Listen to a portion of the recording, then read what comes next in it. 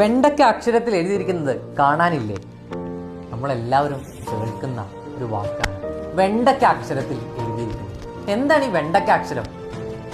നമ്മൾ കമ്പ്യൂട്ടർ ഉപയോഗിക്കുന്നവരാണെങ്കിൽ നിങ്ങൾക്കറിയാം, font select ചെയ്യുമ്പോൾ PT എന്ന് കാണാം. അതായത് 4 PT മുതൽ 144 PT വരെയാണ് ഈ ഫോണ്ടിന്റെ സൈസ് പറയുക. കാലത്ത് പ്രിന്റ് ചെയ്തിരുന്നത് അച്ചുപയോഗിച്ചുകൊണ്ടായിരുന്നു. 4 പോയിന്റ് മുതൽ 144 പോയിന്റ് വരെയുള്ള അച്ചുകൾ കാണാം.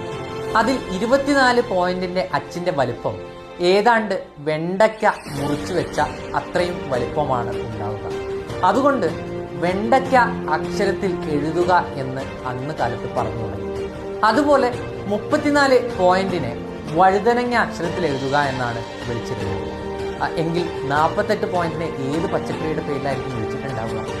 ഉത്തരം അറിയുന്നത് വേഗം താഴെ കമന്റ് ചെയ്യുക. ഈ അറിവ് നിങ്ങളുടെ കൂട്ടുകാർക്ക് വേണ്ടി ഷെയർ ചെയ്യുക.